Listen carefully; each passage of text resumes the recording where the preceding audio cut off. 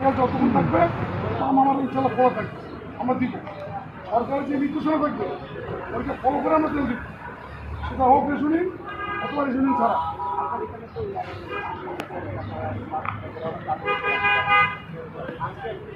আজকে আমাদের গতকালকে তেল দিয়েছে 22,500 অক্টেন আর 9,000 দিনে ডিজেল গতকালকে। তো ওই যে আপনাকে বললাম যে আমাদের চাপ প্রচুর, আমরা যেন পারতেছি না।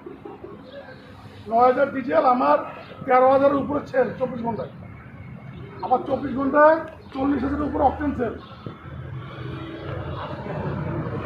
গাড়ি এখনো গাড়ি ওখানে ঢুকাইতে হবে, অন্য অন্য সময় গাড়ি একটু আগে ঢুকেছে দিতে, গাড়ি 9টায় ঢুকেছে, এরপরে চালান কেটে গাড়ি রওনা দিতে দিতে ওখান থেকেই হয়ে গেছে মানে 11:30। গাড়ি ঘন্টা হয়ে আসছে আনলোড করবো ইনশাল্লাহ, আবার কেমন থাকছে চাহিদা আগের মতো আগের মতো পাচ্ছি, তবে চাপ আবার বেশি। আগে যখন স্বাভাবিক চাপ